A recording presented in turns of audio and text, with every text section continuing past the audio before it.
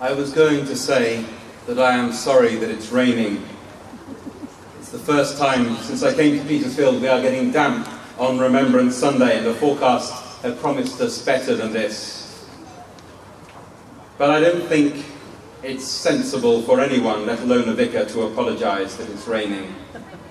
In fact, I suspect it is very good for us occasionally to come to Remembrance Sunday on a day when it is not sunny and beautiful. It is good for us to come here on a day when we don't wake up and think, what a lovely day, I think I'll go to the square and see what's happening at Remembrance.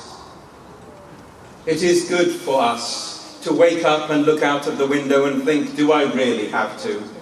And I'm especially glad that all the uniformed organisations and the smaller ones at the front, I'm glad you're here. It's not a nice day to be out, but that makes it twice as important. We have come here today not because it is comfortable, but in spite of the weather. And that matters. Because what we come to remember was not an easy, nor a comfortable, nor a thing that was done without sacrifice or loss. We come here to remember people who could not say, I don't think I shall fight today, it's raining. We come here to remember those who in rain and in sunshine, who in mud and murkiness, with rats and with the rain pouring down on them, continued, with ice forming across the deck of the ships, with the cloud cover low above the aeroplanes, in places far too hot, far too cold, far too humid, far too dry to fight, who nonetheless went and who fought. And it seems to me the very least that we could do to do this, to bear the rain and the mugginess for just a little while, to remember those who bore so much worse. So I cannot apologise for the rain. In it, we show the measure of our concern, our thanks, our gratitude for them. There are those who are suggesting that now 100 years has passed since the end of the First World War, that these gatherings may perhaps happen less. And certainly there are fewer now who know the names of those who died. But we do not remember them for their sake alone, though we do remember them for their sake. We remember them also for our own sake, for those who forget the lessons of the past are doomed to repeat them.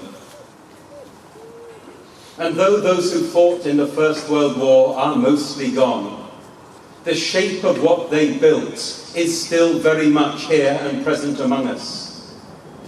And we must remember them not as long as they are around to remind us, but as long as the world they helped to shape is in any way that shape.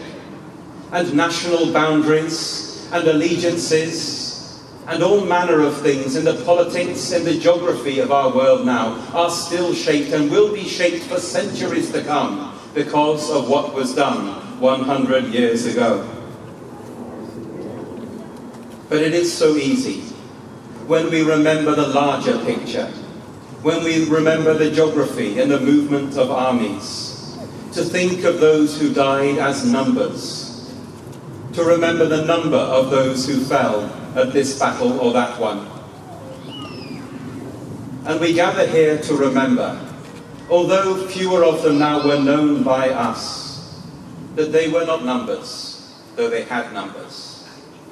They, each and every one of them, were names, and in a little while down at the memorial we will hear their names, one by one, so that we may remember the cost of war.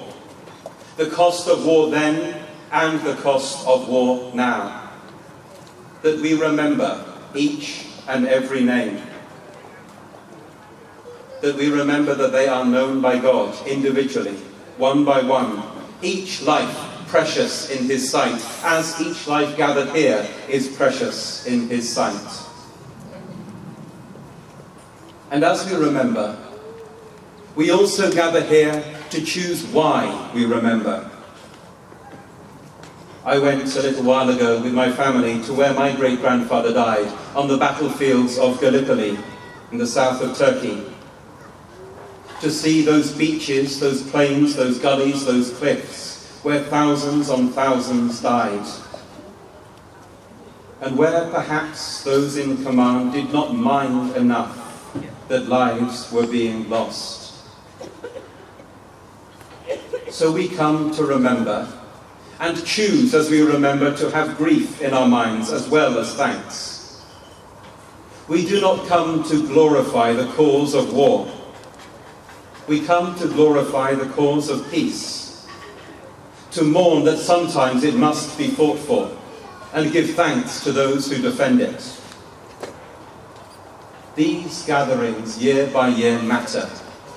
They matter as we remember people by name, and if we don't know them, to remember that they had names, and we have names, and lives are precious, and war is grim, and that we must take care in our lives, in our towns and villages, in our nation, in our politics, and across the world, to do all that we can to prevent the loss of life, but also to stand and defend that which is worth fighting for. But one thing more I discovered as I wandered around the battlefields of Gallipoli, that those lands, apart from the endless memorials, are empty now. There are no barbed wire, no trenches, no signs of the conflict that there was. The land waits to have new things done to it, and now on the beaches where thousands landed and survived under sniper and machine gun fire, people build sandcastles and paddle in the sea.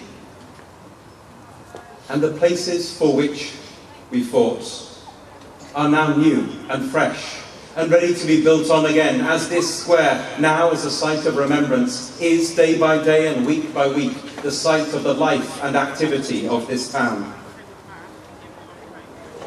And so as we remember those who fought and struggled and returned, and now go on, living lives that are ordinary, despite and through all that they endured, we remember the challenge that lies before each and every one of us, to choose our battles, the battles for the things that matter most, and above all, the battles for each of our own souls, the battle between good and evil that we fight day by day.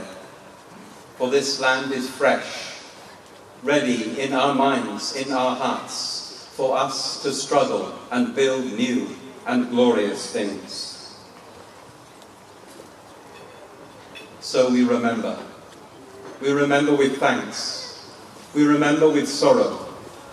We remember with strength of mind and will to use their sacrifice aright and build on it gloriously in our day. So now our town mayor, Leslie Farrow, will lead us in our prayers.